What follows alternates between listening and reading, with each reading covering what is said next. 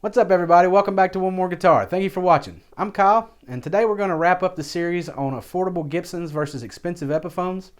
I hope you've enjoyed the series. I've definitely had a lot of fun putting it together, and hopefully I've provided some useful information for you. So what I wanted to do today is just talk about a few things that we haven't gone over yet, and give you my final thoughts on what my opinions are when it comes to buying a Gibson or an affordable Gibson versus an expensive Epiphone, or an Epiphone in general, I guess.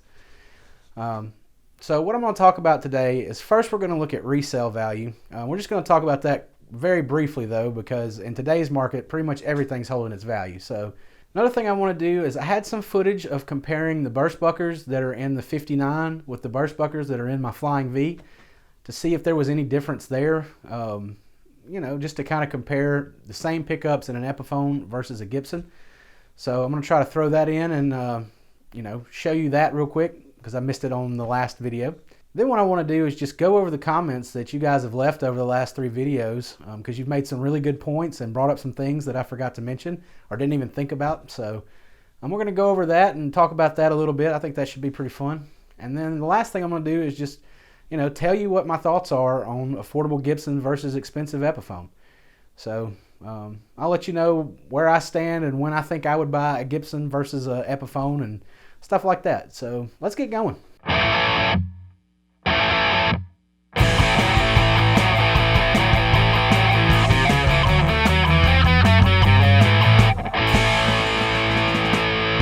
All right, the first thing we're going to do is talk about the resale of a Gibson versus the resale of an Epiphone. Like I mentioned in the intro, this is going to be pretty quick, but I already shot it, so let's check it out. Okay, one of the things I wanted to do in this video was look at the resale value of some of these guitars in this price range. I don't know how valuable that's going to be right now though, because here in early 2021, the used market's pretty crazy right now. Everything's pretty much going for new value or even higher sometimes. But we're going to take a look at it anyway and see what we can find. Okay, so the first thing I've done here is I've searched used guitars and I'm looking at Gibson Les Paul tributes. Okay, so we can see about $1,000, $1,200. Here's one a little less. Here's one a little more. But for the most part, they're staying right around that $1,200 range. Here's one for $9. So I'd say somewhere between $900 and $1,200 is about right for a guitar like this. And depending on the condition and all that, you're probably going to be able to retain most of your value of this guitar when you get one of these. Alright, the next thing I did was search for the 1959 just to see if there were any used out there. I know it's still available, but I just wanted to see what was on the market. So the first thing I saw was this one here, and they were asking over the new price for it. And new, it was $799, I think, and they're wanting $1,000. But here I see one for $600, and I looked into that to see why it was $600, and I'll show you here. It's got this ding here, but other than that, the guitar looks fine. I think this is a really good deal, actually. But anyway, and then we have one down here for $899, which is again more than brand new. And they're still available on Sweetwater and Guitar Center and stuff like that. So unless there's a shipping thing here, I'm not sure why that's so expensive. But that seems to be it. So I'm going to jump over here, and I just searched for Epiphone Les Paul standards just to get an idea. You can see, make sure I got it on used. Yep. You can see this is again around the new price here. It's just a little bit less, depending on the year and all that. I mean, you can see here that it's down a little bit, but I'm guessing 2005, that's not too far off how much that guitar actually cost. Maybe less than $100, I would say. And you have some outrageous listings, of course, but just looking around, I mean, you're around the $500 mark, $700 mark, you know. It doesn't look like right now Epiphones are losing their value very much at all. In the past, I've seen it to where, say you spent $500 on a guitar you might be lucky to get 3 out of it, you know, if it was in really good condition and somebody needed a guitar. I mean, you'd do all right with that, but these days it looks like it's holding its value pretty well. So, you know, I guess there's not much to be said about the resale value when you're comparing these two different models. Not currently here in 2021. We'll see what happens in the future, but I would say, you know, historically, the Gibsons continue to hold their value, whereas Epiphone you're going to lose a little bit, but not today. All right, now what I want to do is show you some sound samples that I recorded using the 59 Les Paul and using the Gibson Flying V. Both of these guitars have the Burstbucker 2 in the neck and the Burstbucker 3 in the bridge, and I just want to put them side by side and see if we hear any differences. Now, of course, these are two different body shapes, and so, you know, there's going to be some difference, but let's see if it's significant or not.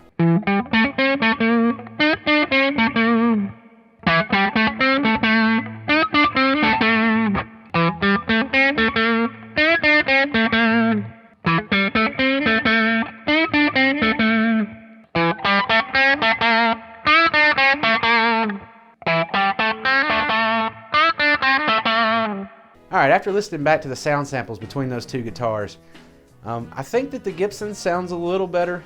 They're pretty similar, and I think that sound difference may come down to, you know, maybe the body shape, or could be the quality of the components. You know, things do add up to make a guitar sound the way it does. So I do think there was a little bit of a difference. I think the Epiphone sounded a little more boxy. It still sounded good, but the Gibson seemed to sing a little more, you know what I mean?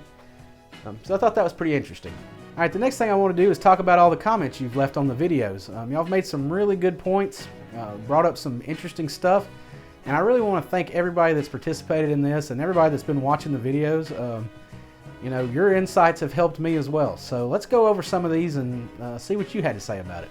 Alright, Ask You Humidity says that he's had several different Epiphones and a Gibson Les Paul Lite, and that the Gibson was twice as much as the Epiphones, and he enjoyed the Epiphones more. He says, go Epiphone all day.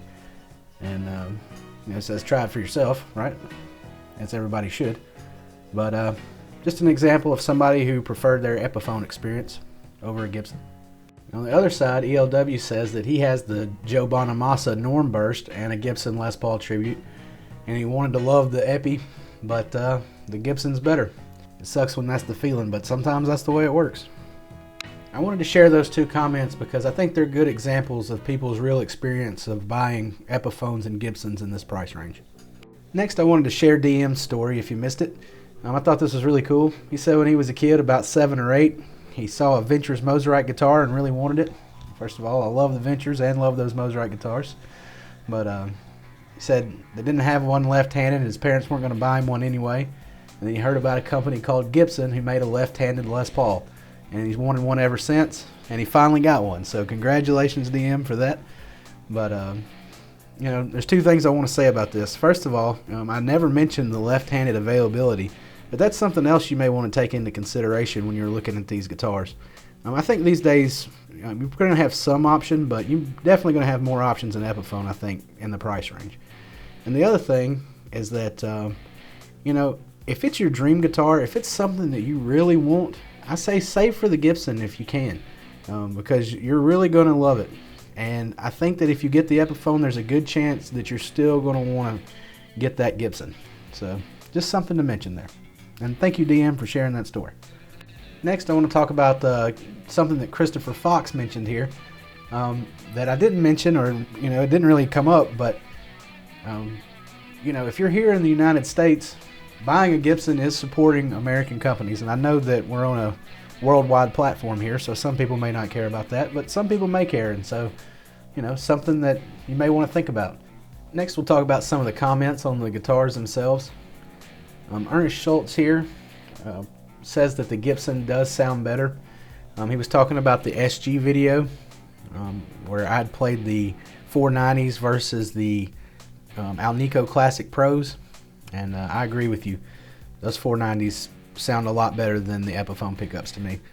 Although, like I said, those Epiphone pickups still sound pretty good, but not as good as the Gibson ones.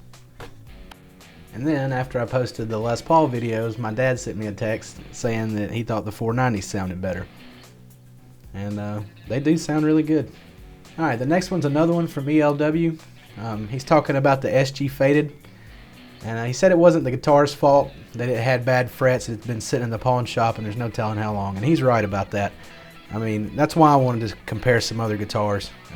Because you never know. It could have just been that one guitar, or like he said, it could have been mistreated or just set in the wall for a while. So I did want to point that out.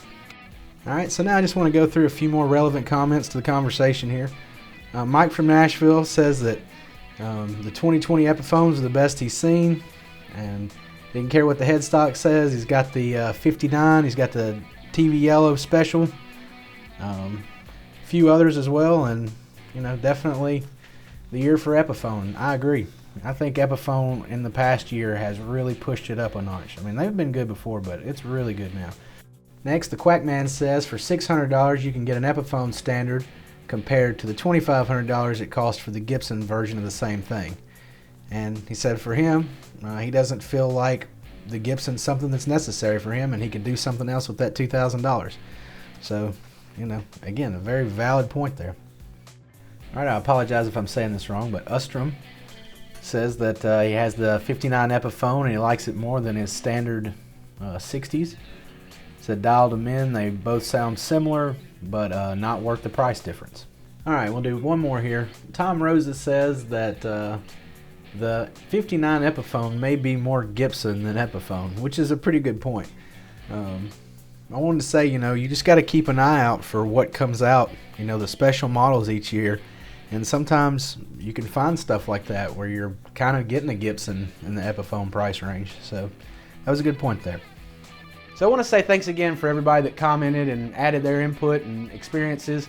I think it really helps, you know, other people in the future who may be coming back to watch these videos, maybe get some more ideas that I didn't cover. So thanks again for that. I thought there were some good stories and some good points. All right, now the last thing I want to do is talk about what my opinion is of when I would buy an affordable Gibson versus buying an Epiphone, and just some things I've learned during this already. Now, again, I have to say that this is just my opinion and stuff like that, you know. Take it with a grain of salt, of course. Alright, so I'll say the first thing I've learned from all of this is that there is a line at about $400, and if you buy an Epiphone or a Gibson for something above that line, you're going to get a quality guitar. I mean, they're going to be better as you go up, of course. I mean, that's the way things work. And you know about, you know, the law of diminishing returns. At some point, you're not quite getting as much more as you are for your money. You all understand this, so I'm not going to get into that too much. But basically what I found is that, you know, even the lower level Epiphone stuff is still good guitars. Below the $400 mark, you may still find some really good guitars, but sometimes it can be hit and miss when you get down into that price level. Epiphones are really good, reliable guitars. They'll get the job done, and Epiphone is one of the biggest, if not the biggest, selling brands of guitars out there. They're good guitars. There's no shame in owning an Epiphone, so let's go ahead and get that out of the way right now. An Epiphone will get the job done if you need it to. Alright, now let's talk about some of the differences that may be a factor for you if you're trying to decide if you want to buy a Gibson or an Epiphone. The first thing I want to mention is the quality of the metal. To me, I find this is one of the biggest differences that I saw. The pot metal that comes on the Epiphones is a softer metal. I don't know if that's going to affect your tone in any way. I mean, I'm not saying that, but what I'm saying is it is a softer metal, and over time it may degrade faster. You may have to replace your bridge, or you may have to replace your tuners or stuff like that. You can tell that the metal on the Gibson is a much higher quality, and I've said that in all the videos, and it does stand out as something to me that I can tell that's something I'm paying for if I'm moving into the Gibson range. Alright, the next thing I'll talk about is my experience with the frets on both of them. You saw that with my SG and with the first Tribute I tried, I had some really bad fret issues. The other Tributes I tried didn't have nearly the same issues, so I don't think that, you know, you're guaranteed to have bad frets if you buy a lower end Gibson. That was asked in the comments, and I said, I don't know if that was my bad luck or if there's an issue with quality control at that level. But I think that is a possibility of an issue of quality control at that level. So, again, if you can play the guitars, you will have a better chance of knowing if there's a problem or not. I mean, get your hands on it, you'll be better off, right? But what I also want to say is that I haven't had any real fret issues on any of the Epiphones I have. Not just the ones I've tried in this video, but I was thinking about it, and not a single Epiphone that I have has really sharp frets. I don't know why the Epiphone fret quality seems to be a little better. Could have something to do with the fact that there's more machines and less humans involved. I don't know. But I'll say that I haven't had any real issues with frets on an Epiphone. I'm sure people have. There's a lot of guitars out there, but from my experience in the 10 that I've owned, I've had no problems. All right, the next thing we'll talk about is the wood. The wood looks nicer on the Gibson. It's got more grain or figuring or whatever to it. Again, I don't know if this is going to have anything to do with your tone or not. I will say it looks nicer. It just feels like a nicer piece of wood. Again, I don't know if that's buying you anything musically. It's just, it looks nice, right? It's a nice piece of furniture kind of thing. All right, another thing I've learned through all this is that Gibson USA pickups are great. I like the Burstbuckers, I like the 57 Classics, I like the 490s. So I think if you can get USA pickups in your guitar, you're getting a pretty good start right there. The majority of the sound of the guitar is coming from the pickups. And I know everything plays a part, but if you get good pickups, like I said, that's a good place to start. So I think any Epiphones that you can get with the Gibson pickups in them, you're good to go there. And then the last thing I learned here is that you just have way more options in Epiphone. There's going to be people that want the traditional Gibson look and maybe wanting to get into the Gibson range. And I think that the tributes are really good for that. You're going to get, nice wood, good quality metal, you're going to get good pickups, all of that's good. But if you want something flashy or different, you're not going to have a lot of options in the Gibson line at this price range. Whereas you've pretty much got every option in Epiphone. And, that may be a silly thing, but the truth is that the way your guitar looks matters. You may not want a traditional looking Les Paul. You may want something that's bright pink or something like that, right? So you have a lot of options color-wise in the Epiphone. Another thing is the pickups. I've seen in the Epiphone line where you've got all of the Gibson USA options, but then you've also got Seymour Duncan options. You've got custom wound pickups for artists, stuff like that. So you've got a lot of pickup options as well. And the same is true for other specs on the guitar. So that's pretty cool. You have a lot of options and a lot of different ways you can go with Epiphone. And then I'll also mention the signature thing again. You have a lot of cool signature guitars that you can get from Epiphone in the higher price range. And one more thing I do want to mention is that a lot of the Epiphones come with cases. And these Gibsons do come with soft cases, and they're not fully soft cases. They're like some hybrid case. I don't think they're going to be a bad case, but again, I still haven't had my hands on one of those. But you will get a hard case with a lot of the Epiphones, so something to note there. So I have two more things that you may want to take into consideration thinking about this. One is how much can you comfortably afford? I think you will be happier with an Epiphone and groceries than you will be with just a Gibson. You know what I'm saying? Don't put yourself out to get a Gibson. Don't get me wrong, they're great guitars, but like I said, you'll be able to do the job with the Epiphone. And then the last thing is, does Gibson even offer some of the options that you're looking at in Epiphone? I mentioned in the first video about the Prophecy series with the Fishman Fluence pickups. And I don't know of any Gibsons that have those pickups in them right now. And also the Tommy Thayer guitar with that sparkle finish. I mean, I just haven't seen anything like that in the Gibson line, especially not in the lower price Gibson line. So there's going to be some things that Epiphone offers that Gibson doesn't offer.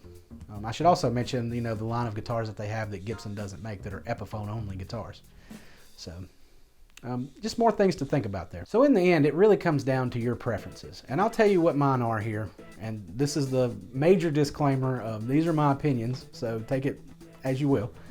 So let me think about what I would do in a few different scenarios.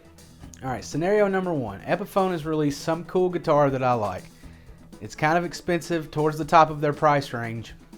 Would I consider just holding on and saving money just to get a Gibson, just so the guitar says Gibson and because I have a little bit better metal and a little bit better grain in my wood?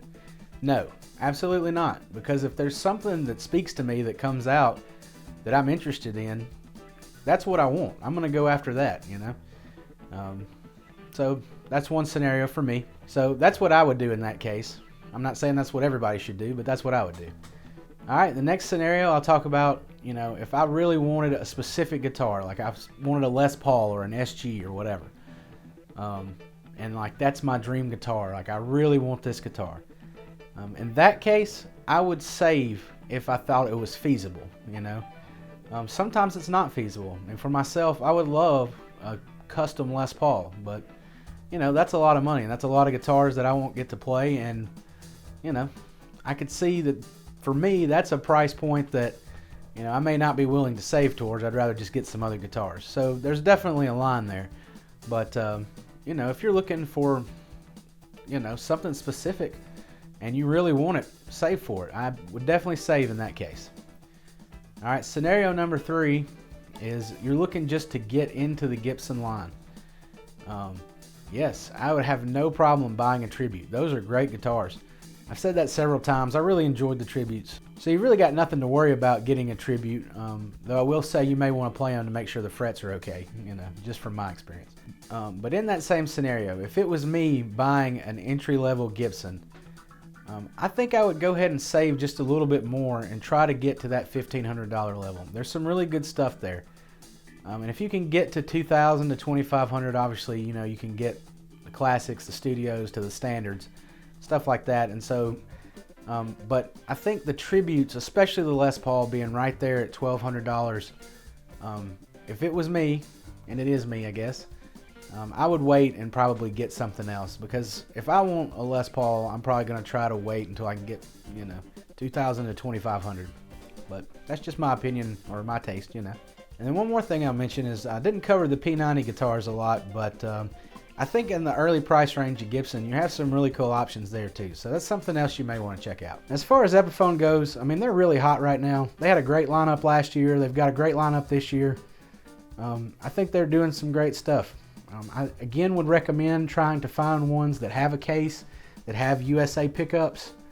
You know, the higher up you can go in the range, the better off you'll be. You know, I guess that's the case for all of it, but you know, Epiphone's good stuff. It really is, and you can get a lot of cool stuff there. So for me, I'm going to keep buying Epiphones and Gibsons. If I can afford the Gibson, or if I really want it, or if I want to save for it, I'll do it. And if I see something really cool come out from Epiphone, like that new Jared James Nickel Gold Glory, I'm going to get that too, if I can afford it, of course. You know, I don't see any reason not to buy one or the other. You know, they're great guitars. All right, so that's going to do it for the series. I really do appreciate y'all watching. Please leave any comments or questions or anything you have down in the comments below. Not just for me, but for anybody that may be watching this video in the future and trying to figure this out for themselves. So, like I said, thank you so much for watching. We'll move on to some more gear reviews and lessons and stuff like that pretty soon. So until then, take it easy and keep playing.